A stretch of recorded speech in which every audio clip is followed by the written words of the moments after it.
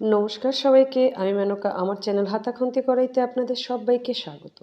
আজ আমি বানিয়েছি একদম মুখের স্বাদ বদলে যাওয়ার মতন একটা রেসিপি। জানি এটা সবাই বানিয়েই থাকেন, কিন্তু আমি যেভাবে বানিয়েছি এর মধ্যে যেগুলো মিশিয়েছি সেগুলো বানালে কিন্তু বানালে এটার স্বাদ আরও দ্বিগুণ বেড়ে যায়। এটা বানাতে খুবই ইজি আর খাওয়া কিন্তু ততটাই ভালো। এমন কোনো বাঙালি নেই যে এরকম খাবার পছন্দ করে না। আমি মনে করি এরকম খাবার সবাই পছন্দ করে, ছোট থেকে বড় সবাই এইসব খাবার কিন্তু আমরা বাঙালিরা পছন্দ করেই থাকি। চলুন তাহলে আমি এটা কী বানিয়েছি সেটাই জানাই, সেটা আপনাদের সাথে শেয়ার করি। আমি এখানটা নিয়ে নিয়েছি লাউ পাতা। লাউ পাতার মোটা ডাঁটাগুলো ফেলে, কচি পাতাগুলোর ফেলতে হবে না, যেই পাতাগুলো একটু মোটা সেই পাতাগুলো ফেলেছি, যেই পাতাগুলো একটু মোটা মোটা বুড়ো বুড়ো সেইগুলো ফেলেছি, ফেলে নিয়েছি। ফেলে আর এগুলো যেহেতু আমরা একটু কলকাতার দিকে থাকি, আমাদের একটু বুড়ো কচি সব মিলিয়েই কিনতে হয়। আর যারা গ্রামের সাইডে থাকে, নিজেদের বাড়িতে হয়, তাদের কিন্তু আর ফেলতে হয় না, কচি কচি পাতাগুলো নিয়ে গেলেই হয়ে যায়। এখানটা একটা রসুন নিয়েছি, 4-5টা কাঁচা লঙ্কা নিয়েছি, আর আমি নেবো এখানটা 2টো শুকনো লঙ্কা। ঝালটা টোটালটাই আপনি আপনার মতন করতে পারেন, কেননা বাড়িতে যদি বয়স্ক লোক বাচ্চারা থাকে তাহলে কিন্তু সেইভাবে এই পাতাগুলো ধুয়ে এভাবে ভালো করে কুচিয়ে নিয়েছি। আর এই পাতাগুলোর মধ্যেই আমি কাঁচা লঙ্কাগুলো একটু ছোটো ছোটো করে কেটে দেবো। আর একটা কথা বলি, এখানে শুকনো লঙ্কাটা আপনি নাও দিতে পারেন যদি আপত্তি থাকে, আর যে কাঁচা লঙ্কা দিয়ে করলেও কিন্তু এটার স্বাদ কোনো পরিবর্তন হবে না, এটা কিন্তু খুবই ভালো লাগবে। এটার সাথে আমি স্বাদ বাড়ানোর জন্য আরেকটা জিনিস মেশাই, সেটা আমি আপনাদেরকে বলছি। এটা হয়তো সবাই মেশান না, কিন্তু একবার ভেবে মিশিয়ে দেখবেন, এই লাউ পাতা বাটার স্বাদ কিন্তু অসাধারণ লাগবে। শুধু লাউ পাতা বাটার স্বাদ একটা, আর এর সাথে এখন মানে সিজন চলছে, সিজনে আমাদের সবসময় বাজারে এখন ধনেপাতা পাওয়া যায় যদিও, কিন্তু সিজনের ধনেপাতা খেতে খুবই ভালো লাগে। আমি এর সাথে কিছুটা বেশি করে ধনেপাতা নিয়ে নিয়েছি। আমার আমার মাকে দেখতাম যে এই লাউ পাতার সাথে এই ধনেপাতাটা যখন থাকতো না, আমাদের বাড়িতে আর একটা বিলেতি ধনেপাতা হতো, পাতা লম্বা লম্বা চওড়া চওড়া, ওই পাতাটা দিয়ে দিত, ওটার সাথে খেতে কিন্তু খুবই ভালো লাগতো। আমি এবার কী করে বানাবো সেটাই দেখাচ্ছি। আমি একটা কড়াই নিয়ে নিয়েছি, তার মধ্যে 2 চামচ সর্ষের তেল দিয়েছি। এটা একটু সর্ষের তেলে করলেও ভালো লাগে, সাদা তেলে করলেও ভালো লাগে, স্বাদের কোনো পরিবর্তন নেই। আমি লঙ্কাগুলোকে সবার আগে একটু হালকা লাল লাল করে ভেজে নেবো। পোড়াবেন না, লঙ্কাগুলো পোড়ালে কিন্তু স্বাদ নষ্ট হয়ে যাবে। লাল লাল হয়ে গেলেই হবে। এবার যেই রসুনগুলো কেটে নিয়েছিলাম, সেই রসুনগুলোও আমি এখানটা ভালো করে একটু সোনালি সোনালি রং করে এগুলোকে আমি ভেজে নেব। বেশি ভাজবেন না, বেশি পোড়াবেন না, হালকা যেই গোল্ডেন গোল্ডেন কালার হয়ে যাবে তখনই আমার এটা ভাজা হয়ে যাবে। আমার টোটালটা ভাজা হয়ে গেছে। বেশি পুড়িয়ে ফেললে কিন্তু রসুনের স্বাদ গন্ধটা দুটোই নষ্ট হয়ে যাবে। আমি এরকম নেড়ে চেড়ে আর দিয়ে না, মিডিয়াম আঁচে দিয়ে বারবার এরকম একটু অনবরত নাড়বো, যাতে পুড়ে না যায় রসুনটা। ব্যাস, আমার রসুনটা প্রায় ভাজা হয়ে এসছে। আমি কিন্তু এবার রসুনটাকে তুলে নেব। ব্যাস, আমি এবার তুলে নিলাম রসুনটাকে। যেই তেল বেঁচেছিল সেই তেলে আমি দিয়ে দিলাম কালো জিরে। কালো জিরে দিয়েছি ছোটো চামচের 1 চামচ আমি কালো জিরে দিয়েছি। বেশি কালো জিরে এখানটা দেবেন না, তাহলে তিতো লাগবে। 1 চামচ মতন আমি কালো জিরে দিয়েছি। আর এটা অনেকে লাউ পাতাটাকে আগে বেটে নিয়ে তারপরে হয়তো এটা কালো জিরে ফোড়ন দিয়ে করেন, কিন্তু একবার লাউ পাতাটা এইভাবে করে দেখবেন, আমি বললাম আপনার থেকে এইটার কিন্তু স্বাদ অনেক আলাদা হবে, খেতেও বেশি ভালো লাগবে। আর কাঁচা বেটে ওটাকে কষিয়ে মানে শুকিয়ে নিলে সেই স্বাদ আলাদা, আর এটার স্বাদও আলাদা। লাউ পাতা যখন দেবেন তেলে, সাথে সাথে 1 চামচ নুনও দিয়ে দেবেন। নুন দিয়ে দিলে সাথে সাথে পাতার যেই জলটা তাড়াতাড়ি বেরিয়ে আসে। আর একটা কথা বলি, এখানটা একদমই ঢেকে দেবেন না, ঢেকে দিলে কিন্তু আপনার লাউ পাতার রঙটা কিন্তু এই সবুজ রঙটা নষ্ট হয়ে যাবে।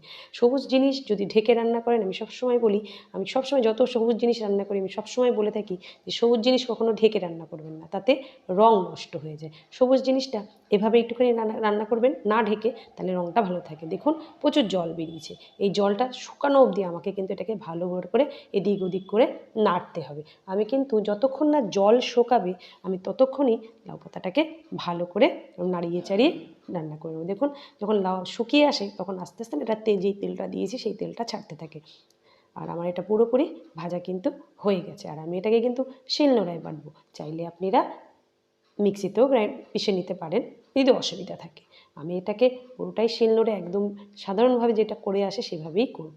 আমি একটা এখানটা নিয়ে নিয়েছি, শিলটাকে ধুয়ে এবার যেটা ভাজা হয়ে গেছে লাউ পাতাটাকে, আমি সেই পাতাটাকে একটু ঠান্ডা করার জন্য আমি শিলের মধ্যে ঢেলে নেবো একবারই।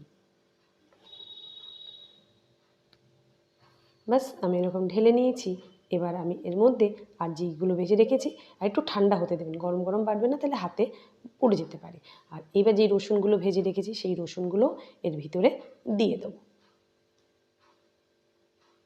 রসুনও দিয়ে দেবো। আর যে লঙ্কা দুটো ভেজে রেখেছিলাম সেই লঙ্কা দুটোও কিন্তু এর ভিতরে আমি দিয়ে দেবো। মিক্সির বাটার স্বাদ হবে আলাদা, আর আপনি শিলনোড়ায় যদি বেটে নেন তার কিন্তু স্বাদ টোটালটাই আলাদা হবে। আমি কথা দিলাম, যদি সর্দি হয়ে জ্বর হয়, মুখে অনেক সময় স্বাদ থাকে না, এরকম লাউ পাতা বেটে যদি আপনি খান, আপনার মুখে স্বাদ কিন্তু ফিরে আসবে। আপনি মানে আপনার ভাতের পরিমাণটা বেড়ে যাবে যদি এইভাবে খান। আমি একবার বেটে নিয়েছি, একবারে অতটা স্মুথ হয়নি, আর একবার বাটলে একদম স্মুথ হয়ে যাবে। এইটা একটু কষ্টকর কাজ, এছাড়া কিন্তু খুবই ইজি বানানো এটা। আর যদি একদমই কেউ না পারেন তাহলে মিক্সিতে পেস্ট করে নেবেন, তাহলে হয়তো এতটা মিহিন হবে না মিক্সিতে যতটা হয়। মিক্সিতে একটুখানি চাপা চাপা থাকে, কিন্তু শিলনোড়ায় একদম পেস্ট, একদম মানে দারুণ পেস্ট হয়ে যাবে, একটু কিচ্ছু থাকবে না। যত পাটা মানে পাতা বাটা, যে কোনো বাটা যত পেস্ট ভালো হবে তার কিন্তু খেতে তার স্বাদ অনেকই বেশি ভালো হয়। আমি এখানটা যা যা দিয়েছি সব কিন্তু আপনাদের বলে দিয়েছি, আর যদি কিছু ভুল করে থাকি একবার একটু ডিসক্রিপশান বক্সে দেখে নেবেন। দেখুন এরকম পেস্ট মতন আমি বেটেছি।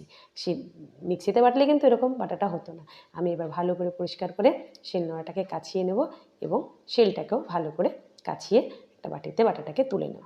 আর যদি ভালো লাগে আমার এই বাটাটা আপনাদের দেখতে, আপনারাও এইভাবে বানান কি না কমেন্টে আমাকে জানাবেন। যদি ভালো না লাগে সেটাও জানাবেন, আর যদি ভালো লাগে কমেন্টে অবশ্যই একটা লাইক করে দেবেন আমার এই রান্নাটাকে। আর আপনারা কোথা থেকে আমার এই রান্নাগুলো দেখছেন কাইন্ডলি আমাকে একটু জানাবেন যে আপনারা কোথা থেকে আমার এই রান্নার ভিডিওগুলো আপনারা দেখছেন। আমার রান্নাটা পুরোপুরি, আমার বাটাটা পুরোপুরি হয়ে গেছে। ব্যাস এবার গরম ভাত হলে আর কিন্তু কিছু লাগবে না। গরম ভাতের সাথে এই বাটা দিয়ে অসাধারণ লাগবে। প্লিজ একবার করে দেখবেন আর খেয়ে দেখবেন, খেয়ে কিন্তু আমাকে কমেন্টে অবশ্যই জানাবেন যদি করে থাকেন। এটাকে একটুও ফেলতে গায়ে লাগে, ভালো করে কাছিয়ে নিলাম তার জন্য। ব্যাস দেখুন আমি কতটা পাতা বেটেছি, বেটে আমার ঠিক এতটুকু পরিমাণে হয়েছে। আমার বাটার পুরোপুরি কমপ্লিট হয়ে গেছে। এবার একটা বাটিতে নিয়ে নেব। আর যদি ভালো লেগে যায় আমার এই বাটার রেসিপিটা, তাহলে প্লিজ আমার চ্যানেলটাকে একটা লাইক, শেয়ার এবং সাবস্ক্রাইব করে দেবেন। দেখুন আমি ঠিক এইভাবে এটাকে বানিয়ে নিচ্ছি। এতক্ষণ আমার ভিডিওটা দেখার জন্য ধন্যবাদ। সবাই ভালো থাকবেন, সুস্থ থাকবেন, হাতাখুন্তি কড়াইয়ের সাথে থাকবেন।